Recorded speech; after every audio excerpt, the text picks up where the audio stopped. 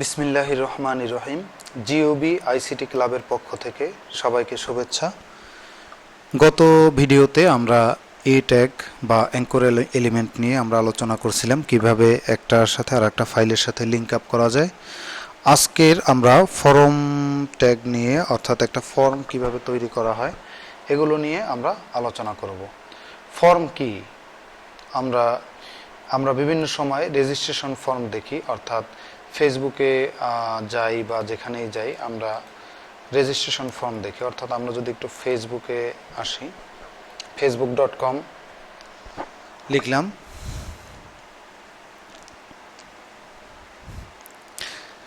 এখানে যদি দেখি তাহলে হচ্ছে এখানে একটা রেজিস্ট্রেশন ফর্ম দেখা যাচ্ছে। অর্থাৎ এখানে ফার্স্ট নেম, এখানে আমরা বুঝতে পারলাম যে এখানে হচ্ছে ফার্স্ট নেম, এখানে লাস্ট নেম, তারপরে হচ্ছে কি এখানে মোবাইল নাম্বার ইনপুট করব, এখানে পাসওয়ার্ড দিয়ে, তারপর হচ্ছে এখানে ডেট অফ বার্থ এবং জেন্ডার সিলেক্ট করে সাইন আপে যদি আমরা ক্লিক করি তাহলে হচ্ছে আমি এখানে একটা নতুন আইডি রেজিস্ট্রেশন করতে পারবো।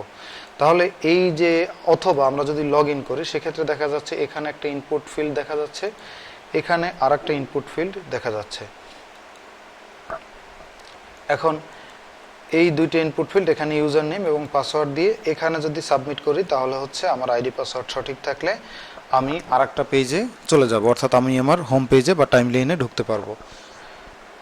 তাহলে এই যে ইনপুট ফিল্ডগুলো, এগুলো হচ্ছে করা হয় ফর্ম ট্যাগের মাধ্যমে। আমরা আমাদের যে ফাইলগুলো আমরা যেখানে করতেছিলাম, যে আমাদের HTML ফোল্ডারের মধ্যে আমাদের যাবতীয় সব ডাটাগুলো আমরা HTML ফোল্ডারের মধ্যে এখানে নিয়ে আসলাম। আজকের ফর্মের কাজ করার জন্য আমরা একটা নতুন ফাইল করি, form.html।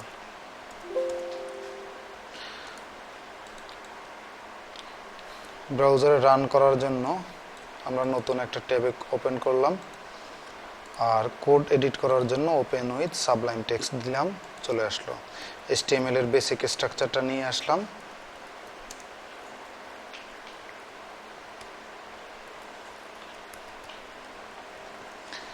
যখন আমরা কোনো ফর্ম করব তাহলে তার সবার আগে ফর্ম ট্যাগটা দরকার। দিলাম ফর্ম দিয়ে আমি এন্টার দিলাম। এন্টার দেওয়ার পরে আমি এখানে ইনপুট নামে একটা ট্যাগ দেব। ইনপুট ট্যাগ যখন আমরা দিলাম তখন কি চেঞ্জ আসছে আমরা দেখি। এখানে রিফ্রেশ করার পরে আমরা দেখতে পাচ্ছি এখানে কিছু লেখার জন্য এখানে একটা বক্স চলে আসছে। এখন আমি যদি আরেকটা ইনপুট দেই, ইনপুট, তাহলে আমরা দেখব যে এখানে লেখার জন্য আমাদের আরেকটা বক্স চলে আসছে, দুইটা। এখন এই ইনপুট ফিল্ড দুইটা পাশাপাশি কেন আসলো? কারণ ইনপুট ট্যাগটা হচ্ছে একটা ইনলাইন এলিমেন্ট, যার কারণে দুইটা ইনলাইন এলিমেন্ট লিখলে এগুলো হচ্ছে পাশাপাশি আসে। আমি দুইটা ব্রেক দিয়ে দেই, এখানেও দুইটা ব্রেক দিয়ে দেই।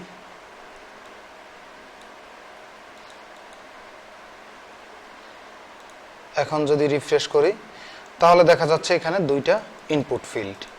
এখন এই যে দুইটা ইনপুট ফিল্ড, এখন সাপোজ আমি ইউজার নেম পাসওয়ার্ড এরকম আরও কয়েকটাকে যদি আমি করি, চারটা দিলাম টোটাল। এই চারটা দেওয়ার পরে এখন যদি আমি কাউকে দিই যে এই একটা ফর্ম আছে, এই ফর্মটাকে পূরণ করে দাও, তাহলে এই ফর্মটা কিন্তু কেউ পূরণ করতে পারবে না। কারণ কি? কারণ হচ্ছে এখানে ফার্স্ট নেম দিবে নাকি লাস্ট নেম দিবে বা কোন জায়গায় অ্যাড্রেস দিবে এগুলো কিন্তু ইউজার বুঝতে পারবে না। তাহলে ইউজারকে চেনানোর জন্য এখানে কি ইনপুট দিবে সেইটা ইউজারকে বোঝানোর জন্য দুইটা পদ্ধতি আছে। একটা হচ্ছে লেবেল অ্যাড করা, আর একটা হচ্ছে প্লেস হোল্ডার অ্যাট্রিবিউট অ্যাড করা। তাহলে লেবেলটা কীরকম? যেমন এই ইনপুটের আগে আমি এখানে একটা লেবেল ট্যাগ দিয়ে আমি বলে দিলাম যে এইটা হচ্ছে ফার্স্ট নেম, বা আমি এখানে দিলাম ফুল নেম। তাহলে এখন যদি আমি রিফ্রেশ করি তাহলে আমি বুঝতে পারলাম কি, যে এই যে প্রথম যে বক্সটা আছে এইটা হচ্ছে ফুল নেম। এইটা হচ্ছে একটা পদ্ধতি। আর একটা পদ্ধতি হচ্ছে এই যে ইনপুট ফিল্ডটা আছে এখানে যদি আমি আর একটা অ্যাট্রিবিউট অ্যাড করি, প্লেস হোল্ডার, এখানে যদি লিখি ফার্স্ট নেম, এখানে এন্টার করে দিই, তাহলে হচ্ছে কি এই যে এখানে ভিতরে ফার্স্ট নেম লেখাটা শো করতেছে, কিন্তু আমি যদি লেখা শুরু করি তাহলে কিন্তু ফার্স্ট নেম লেখাটা চলে যাবে। যেমন ফেসবুকের যে লগইন পেজটা আছে এখানে কিন্তু তারা কোনো লেবেল ব্যবহার করে নাই, শুধুমাত্র এই প্লেস হোল্ডার ব্যবহার করে এখানে ইউজারকে বুঝিয়ে দিচ্ছে যে এখানে ফার্স্ট নেম লাস্ট নেম এগুলো অ্যাড করো। ফার্স্ট নেমের এখানে লিখলে দেখা যাচ্ছে লেখাটা চলে যাচ্ছে। এগুলো প্লেস হোল্ডারের মাধ্যমে করা হয়। তাহলে এখানে যদি আমি দেই এটা হচ্ছে ফার্স্ট নেম, তারপরেরটা যদি আমি বলি এটা হচ্ছে ইউজার নেম, লেবেল অ্যাড করি ইউজার নেম, তারপরের ইনপুট ফিল্ডটা যদি বলি লেবেল দিয়ে পাসওয়ার্ড, এখানে আমরা প্লেস হোল্ডারটাও অ্যাড করে দিচ্ছি। এখানে বললাম ইউজার নেম, এখানে প্লেস হোল্ডার দিয়ে দিলাম। এরপরে যদি আমরা দেই ডেট অফ বার্থ,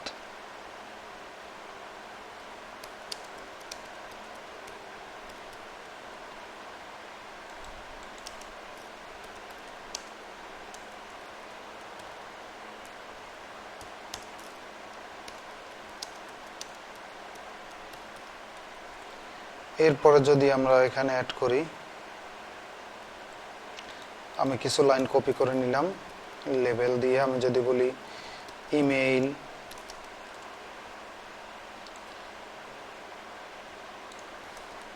আমি এখানে বললাম এন্টার ইমেইল, তারপরে এখানে যদি বলি কন্ট্যাক্ট নাম্বার,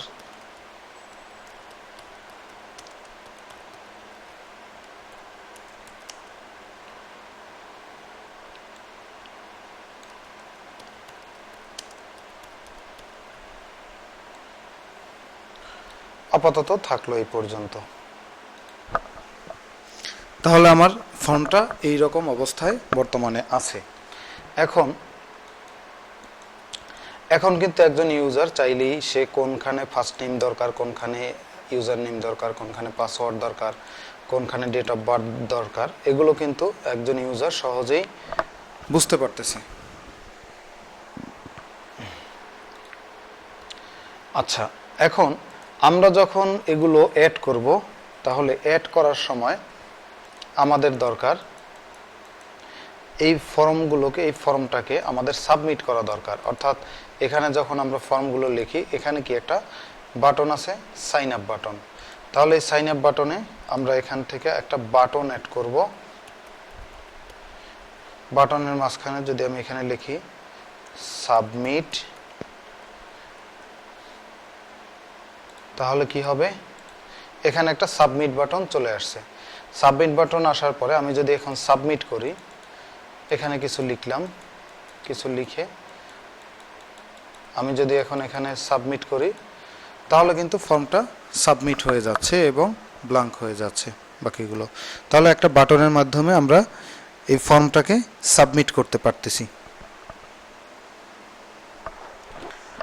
এই হচ্ছে ফর্মের যে তো এই আজকের ভিডিওটা এই পর্যন্ত। আগামী পর্বে আমরা ফর্ম নিয়ে আরো ডিটেইলস আলোচনা করব।